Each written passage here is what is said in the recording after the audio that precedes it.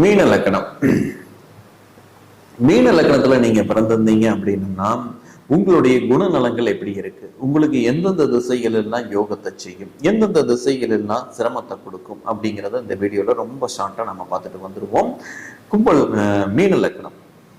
மீன லக்கணத்துக்கு உங்கள் லக்னாதிபதி குரு. குருவுடைய தசை ரொம்ப சிறப்பாகவே இருக்கு. குரு உங்களுக்கு தொழிலை கொடுக்கும், நல்ல ஒரு பேரு, அங்கீகாரம், அந்தஸ்து இது எல்லாத்தையுமே கொடுக்கும். நல்ல ஒழுக்கம் உள்ளவங்களாக இருப்பாங்க இந்த மீன லக்னக்காரங்க. ஏன்னா உங்க லக்னாதிபதி குருவாக இருக்கிறதுனால ரவுடிசம் பண்ணாலும் கூட அதுலேயும் ஒரு நேர்மையாக இருக்கணும்னு நினைக்கிறவங்க தான் இந்த மீன லக்னக்காரங்க. நம்ம என்னதான் இந்த வடிவேல் சொல்ற மாதிரி முள்ள மாதிரி தனம் பண்ணாலும் அதுலேயும் ஒரு நேர்மை வேணும்னு நினைக்கிறவங்கள இந்த மீன லக்னக்காரங்க தான். மீன லக்னம் ஒரு நல்ல லக்னம். நல்ல ஒழுக்கம், நியாயம், நேர்மை, நீதி இதெல்லாத்தையும் கடைபிடிக்கக்கூடிய ஒரு நல்ல லக்கணம் தான் இந்த மீன லக்கணக்காரங்க. மீன லக்கணக்காரங்க அவ்வளவு சீக்கிரம் ஒரு தப்பான விஷயத்துக்குள்ள எல்லாம் போக மாட்டாங்க. நேர்மையாத்தான் இருப்பாங்க, யாரையும் ஏமாத்தணும்னு நினைக்க மாட்டாங்க. அந்த மாதிரி ஆட்களாகத்தான் இருப்பாங்க. இவங்களுக்கு குரு திசை ரொம்ப சிறப்பா இருக்குங்க. நல்ல பேரு, புகழ், அந்தஸ்து, தொழில் அப்படின்னு நல்ல யோகத்தை கொடுக்கக்கூடிய ஒரு யோக திசையாக அமையும் குரு திசையானது. சரி, செவ்வாய் திசையும் உங்களுக்கு ரொம்ப சிறப்பு. நல்ல குடும்பத்தை கொடுக்கு, நல்ல பொருளாதாரத்தை கொடுக்கு. இந்த குருவும் செவ்வாயும் சேர்ந்து நின்றுச்சுன்னா நல்ல தொழில பெருசா ஜெயிப்பாங்க, நல்ல சாதிக்கக்கூடிய அமைப்புகளை செய்யும், மருத்துவத்துக்குள்ள கொண்டுட்டு போகும், இல்ல கன்ஸ்ட்ரக்ஷன் சிவில் சம்பந்தமான தொழில பெருசா சாதிப்பாங்க. இந்த யோகங்கள் எல்லாம் நல்ல விதமாகவே, ஏன்னா தர்ம கர்மாதிபதி யோகம் அது 1, 2க்கு அதிபதி, 9, 10க்கு அதிபதி சேர்ந்து நிற்கும் போது ரொம்ப சிறப்பான யோகங்களை இந்த குரு செவ்வாய் சேர்ந்தா தரும். செவ்வாயுடைய திசை நல்ல யோகத்தை நல்ல விதமாகவே செய்யும். எங்க நின்னாலும் செவ்வாய் கெடுக்காது. சரி, அடுத்தது சுக்கிரன் திசை. சுக்கிரன் திசை இந்த மீன லக்னக்காரங்களுக்கு வரவே வராது கூடாதுங்க. வந்ததுனாலே அது இணைச்சல் தான். சுக்கிரனுடைய காரகமான கல்யாணத்தையும் கூட கொடுக்காதுங்க.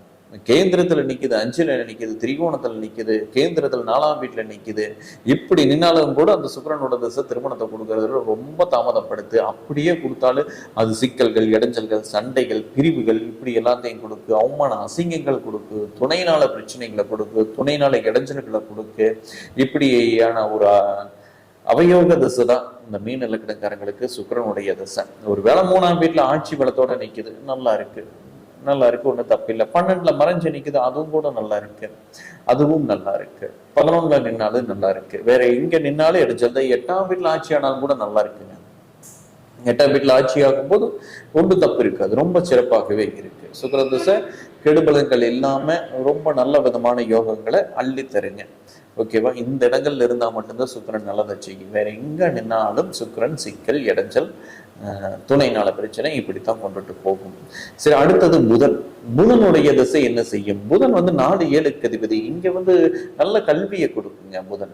புதனோட திசை படிக்கணும்னு படிச்சுக்கிட்டே இருப்பாங்க, வீடு கட்டுவாங்க, வண்டி வாகனங்கள் வாங்குவாங்க, திருமணம் நடக்கு, இதெல்லாத்தையும் நல்ல விதமாகவே கொடுக்குங்க புதன். இங்க கேந்திராதிபதி தோஷம், பாதக அதிபதி இதெல்லாம் ஒன்றும் பெருசா புதனுக்கு வேலை செய்யாது. குருவுக்கு செய்யற மாதிரி பாதக வேலையை புதன் செய்யறது கிடையாது. இங்க எந்த லக்கணம், இந்த மீன லக்கணத்துக்கு தனுசு லக்கணத்துக்கும். சரிங்களா? அதனால புதன் வீடு கட்டுறது, வண்டி வாகனங்கள் வாங்குறது, சொத்து வாங்குறது, கல்யாணம் பண்றது, இந்த மாதிரி நல்ல விஷயங்கள் எல்லாமே புதனோட திசையில நல்ல விதமாகவே நடக்கும். புதன் எங்கேயும் மறைஞ்சு நின்றாலும் கூட நல்ல பலன்களை செய்யும். 12ல மறைஞ்சாலும் கூட புதன் நல்ல பலனை செய்யும். ரொம்ப அதிபலம் வரும்போது கொஞ்சம் இடைஞ்சல்களை பண்ணும். அப்படி 7ஆம் வீட்டுல ஆட்சி உச்ச பெற்றாலும் கல்யாணம் எல்லாம் நடக்கும், ஒன்றும் பிரச்சனை இல்லை. அது பெரிய யோகத்தை செய்யாம கொஞ்சம் சுமாரா கொண்டுட்டு போகும், அவ்வளவுதான். இந்த குரு மாதிரி பெரிய பாதகத்தை செஞ்சிடாது இந்த புதனானது. சரி, அடுத்தது சந்திரன். சந்திரன் தசை நல்லா இருக்குங்க.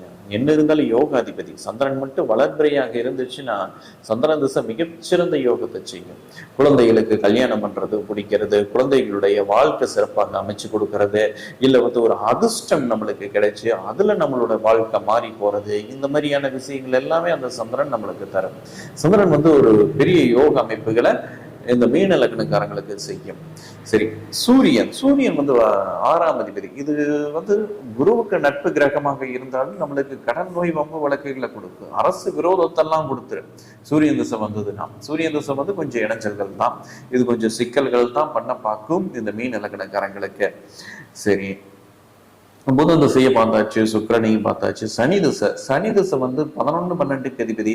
இது வந்து ஒரு சுமாரான பலன்களை செய்யுங்க, ஒரு மீடியமான பலன்கள் தான். வெளியூர் வெளிநாடெல்லாம் இந்த சனியே கொண்டுட்டு போகும். 12ஆம் வீட்டுல ஆட்சி பலத்தோட நின்று குரு பார்த்துருச்சுன்னா ரொம்ப நல்லா இருக்கு.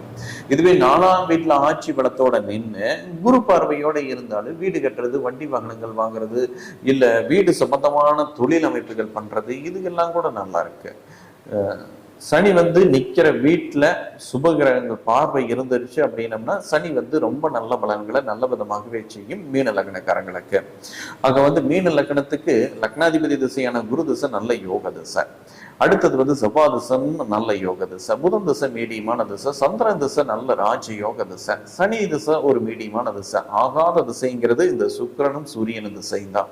மற்ற திசைகள் எல்லாமே ஓரளவுக்கு நல்ல பலன்களை செய்யும்.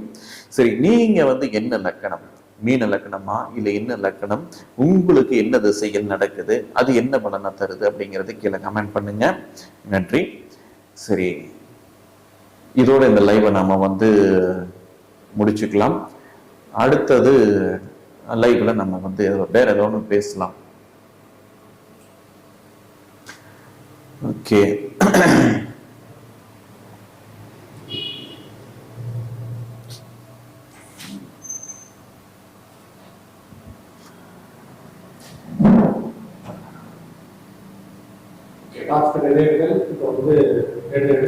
மீன லக்னத்து வரைக்கும் எல்லாமே பேசியாச்சு.